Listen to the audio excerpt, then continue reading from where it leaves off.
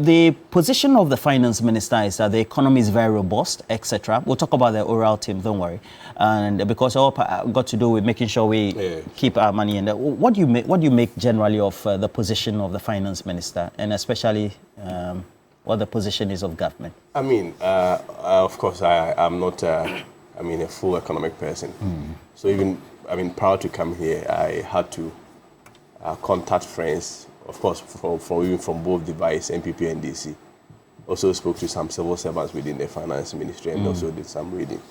But of course, my understanding of what he said has to be situated within a certain perspective. And for me, if you ask me, essentially, he's just making a point about recovery, particularly if you look at where we are coming from post-2020.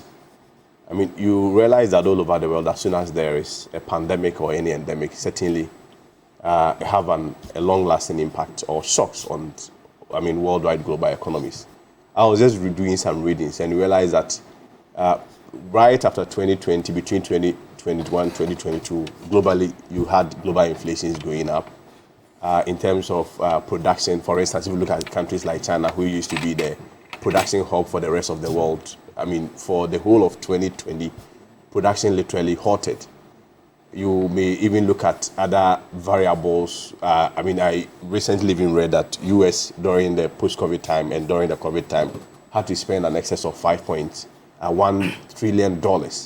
So essentially, one can agree that we really had a very stressful moment or stress on our economy, post the COVID period. So I'm sure that's where he's coming from. That if you look at that context where the whole world, the economic variables were the outlook was not good.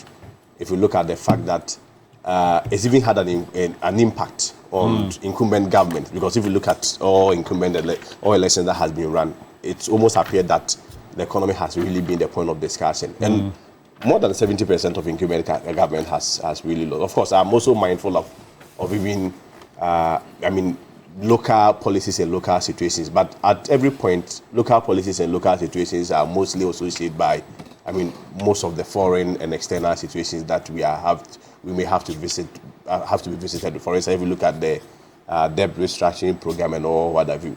So I agree with him within the context of the post-COVID. So as soon as you make a case of recovery, it presupposes that, at some point the economy needed some intervention, or at some point the economy went down. Because certainly, if you look at the post-COVID period where inflation, for instance, rose to more than 50%, today we are looking at it around 22%. So clearly, if you look at that trajectory, the trend, if you look at, for instance, the dollar, for instance, at some point, it went as high as over 17 Ghana cedis. But today we are looking at, I think it's 14 point or so, if I'm right. I can use, for instance, the Ministry of Education as an example where I work. Right from the COVID, the post-COVID, you had suppliers even unwilling to distribute food to schools because of the fluctuations, yes, in the forex. In the forex. Because if today they send food with A amount, by the time they get their money, they are uncertain with the amount that they are going to get, the fluctuations in the volatility. And this will be within the 2022 period? Yes, 2021, 2022 period. So certainly you have to situate that within that proper purview or that proper context, where worldwide inflation went high, productivity. If you look at industries like, for instance, tourism, industries like the hospitality industry, industries that required physical interaction, education, school, everything literally came to a halt. So, certainly people had to lose their jobs, people have to lose their lives. If you look at it from that point of view, from that context, then I will agree with him that yes, at some point the economy went down. And of course, the prophet, His Excellency Nana Akufo-Addo, even reiterated it some time ago in 2020 when he said that we know how to bring back the economy, but we do not know how to bring back life. Essentially, he was admitting that there was a possibility that after every pandemic or endemic, there will be an economic recession. And of course, if we want to even look at it from the point of the 14th century, after the bubonic plague, if we want to look at in 1918 when the Spanish flu came, if you want to look at the COVID impact, even in 2008 when there was global economic recession, I mean, emanating from US and other things, clearly all countries experienced some shocks. So within that context, within that background, particularly if you look at the current trend where now inflation has dropped from 50% to around 23, 22%. If you look at our debt restructuring program, which is quite on course, if you look at interventions like, of course, the IMF program, I mean, we may decide to play politics with it, but of course, that has been the game changer for all of us. The IMF program, which will certainly force you to make some conditionalities and assessments. Because you see, if I'm an external, a creditor, and I'm saying that I'm giving you a fiscal space to be able to pay me and restructure your debt, certainly, there is also that moral responsibility on you to also take some local policies. That was about the debt restructuring program, the DDP or something. So you look at all this in entirety, and then you now look at the macroeconomic figures. Of course, in terms, if you want to look at the micro, you may not get all the figures being favorable. But at the macro level. Yeah, at the macro level, you look at the foreign exchange. So I get the understanding that, sorry, this message that was sent to the voters covered Russia, Ukraine, and it looks like the government of Nana Addo Akufo-Addo and Dr. Bawumia are not taking any part of the blame, saying that these are because of exogenous factors. Seem to be the same position that is being held, right? No, the point is that we are unable to disregard the world context. Yes. The global economy, what has happened, we are unable to disregard because in 2020, if you look at what the Auditor General's reports were, what the receipts were from the various multilateral partners, and then also what we got by way of the receipts, the economists as well as the financial analysts and even those in the business community say the government was just spending out of the roofs. You see, Roland, at no point can you say that maybe in terms of governance decisions and governance policies, maybe everything was right. You are unable to have a perfect government. But of course, even some of these decisions, whether you overspend or whether you underspend, can also be influenced by these foreign factors. Of course, it is only in Ghana, if you look at the whole of the West African and even the entire African enclave, that over 350,000 teachers literally stayed home for a year and were paid. If you look at maybe institutions like the IMF or the financial institutions, they will consider it as overspending or a needless spending. But within the context of Ghana and of course within our local territory, a decision that we ought to have taken to protect lives and of course to protect jobs, we felt it was the right decision. So every decision that was taken then, I believe it was the right decision. But of course, if you want to assess that decision post that period, you may also have a different view about it. Okay. But the most important thing is that I am mindful that in terms of even our governance structure, in terms of our governance decision, irrespective of who is in power, we may have some excesses. Of course, I know my brother will come in with, the argument of corruption, what have you. Yes, but it may have an impact. Of course, to what extent? Of course, if you look at, the economic figures or the macroeconomic figures post-COVID and even before COVID, one can agree that indeed, COVID, and of course, if you look at the Ukraine-Russia invasion, what have you, it certainly had an impact. No, you see, this is an academic debate. You can decide to do your politics, but for me, I will make my submissions and leave. This is an academic Nobody debate. has talked, though. He's supposed to. But the point I'm saying is that Let's wrap up for me. Yeah, I'm wrapping up. The point I'm saying is that if you situate it within that context and also juxtapose it with the current macroeconomic figures, one can agree with the finance minister that we are on a trajectory that shows a recovery and resilience. On that note, I agree with him. Okay. Just before Professor comes in, yes, I don't know whether that conclusion connotes that it is a strong economy or it is a recovering economy. Thank you very much. Good morning to our viewers and my co-panelists here. You see, MPP, after their defeat, have not learned their lessons. They certainly have not learned their lessons. How do you mean? It does appear that the consistent disrespect to the people of Ghana is not something that they can cut back on. Look, he claimed that he was making an academic analysis. Look, all of us are academicians. We can all read and understand. Yeah, let's not get personal. Though. Yes, before COVID, and we are all coming to do free education here. Before COVID, the World Bank country director had told this country that before COVID, Ghana's economy was already in shambles. Do you know why? Before COVID, Ghana's deficit was 7.5. As compared to the 6.5 that they came to meet. So in 2016, Ghana's deficit was better than MPP's pre-COVID deficit. How can you say that is better? Before COVID, Ghana's debt to GDP ratio was 70%. It was 56% under the NDC regime. At the time of 2016? Yes. Transition into 2017?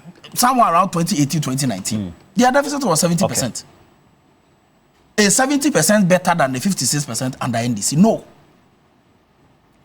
Before COVID-19, the cedi was depreciating at 14% in 2019 as compared to 9% in 2016.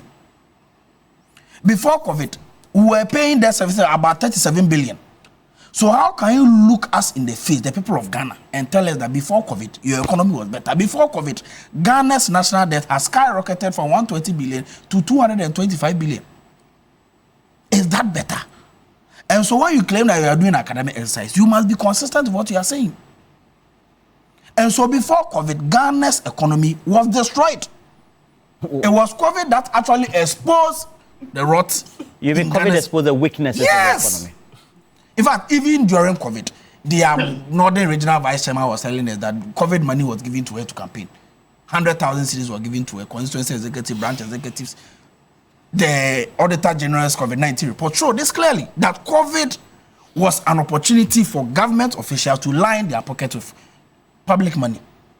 And so the consistent excuse by using Russia and COVID as those things is the highest form of disrespect to the people of Ghana. You must end it. Look, all of us listened to the finance minister. He said that they are leaving us a strong economy. In fact, the head of economic management, Bawumia himself, fled from the economic debate.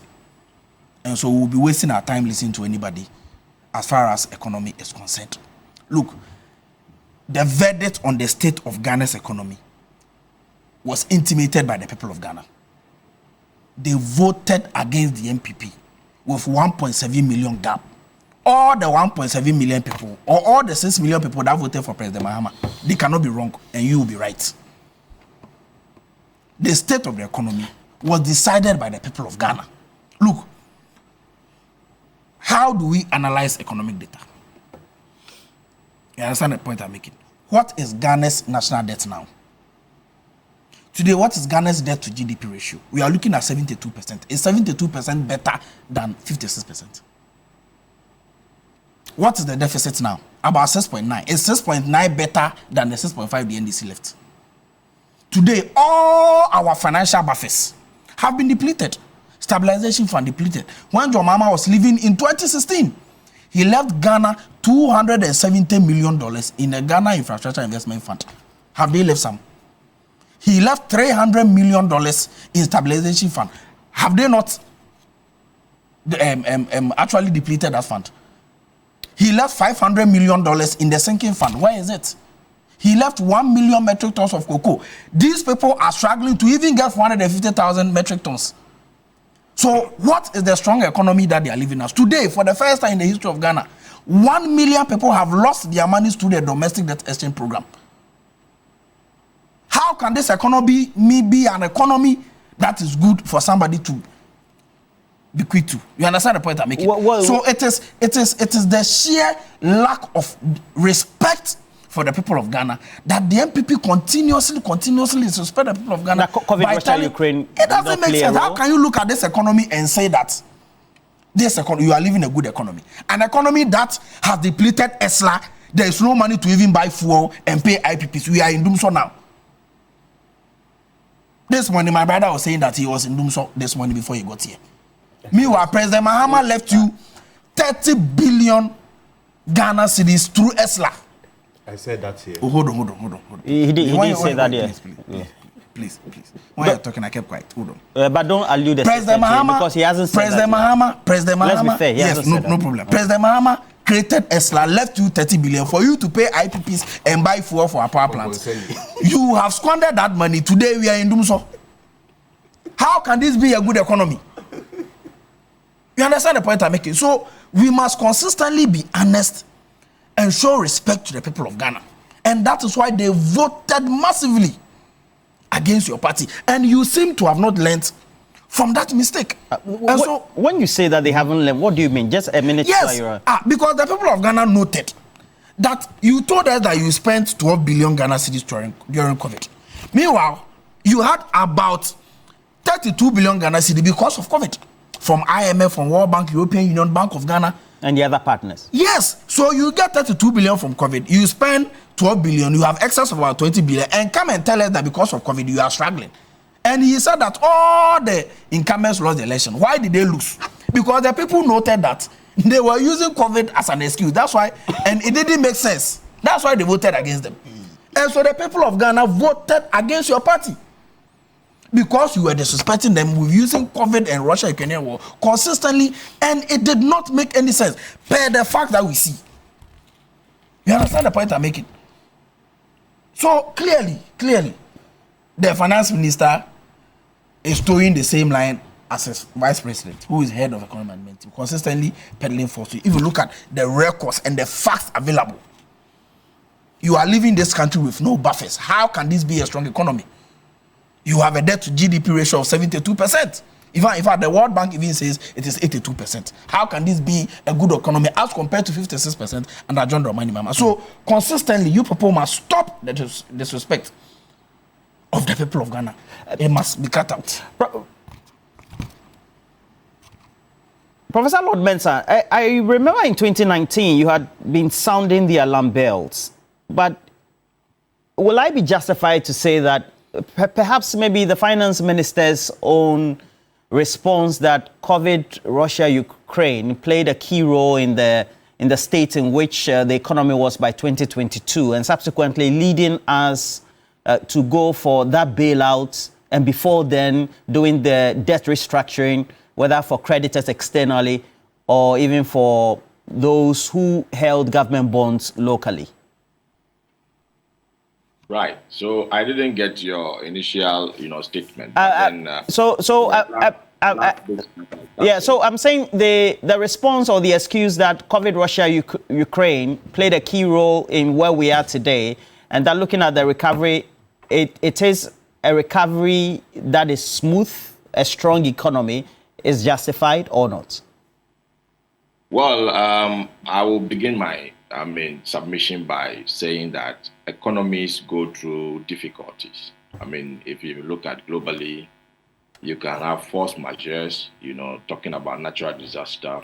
It can have an impact on every economy.